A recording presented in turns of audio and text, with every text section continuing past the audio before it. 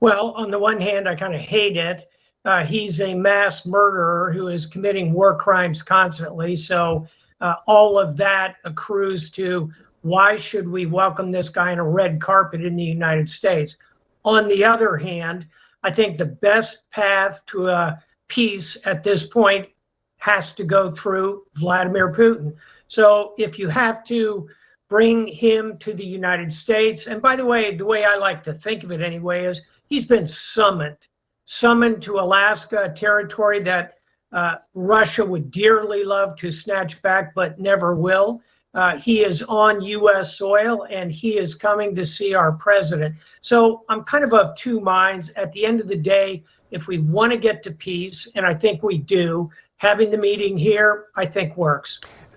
President Trump has said publicly that he doesn't think there's no way that Ukraine under him would become part of NATO or would have a pathway to NATO. He said that he thought that was part of the reason there's a war to begin with. Do you think it's ever possible that Ukraine could still join NATO?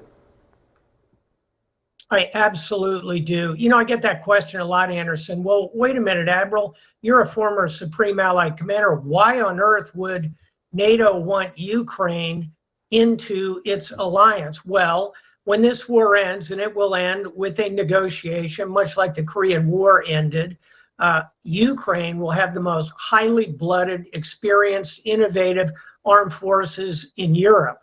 They're going to be producing 1 million drones probably a month, and they are highly motivated to continue to defend themselves. Do we want them on Team NATO eventually? Absolutely. When does that happen?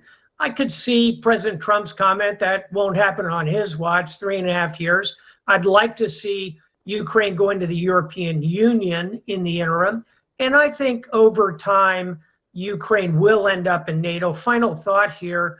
Don't forget this scenario kind of played out in the late 1930s over Finland, which had to give up 10% of its territory to the old Soviet Union and declare neutrality. Guess what? Today, Finland is a proud member of NATO.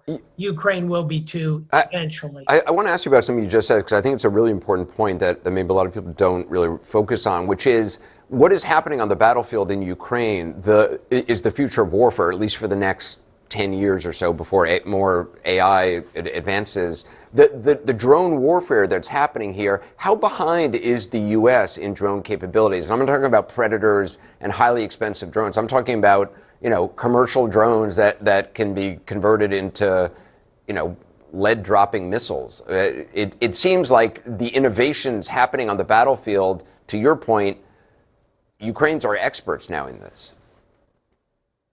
Absolutely. And this is why of 100 different good reasons we ought to continue to support Ukraine. Not only the democracy, the pushback on an evil dictator like Putin, the agrarian products of Ukraine, the oil and gas, the geopolitical position.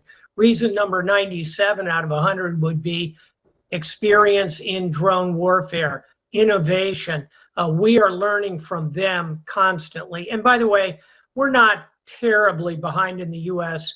military. For example, the U.S. Navy has something called Task Force 59 in the Persian Gulf, Anderson, where we've been experimenting with unmanned vehicles for quite some time. We're watching what's happening in Ukraine and learning a lot. We're applying it to our own systems. Admiral James Stavridis, appreciate it. Thanks very much.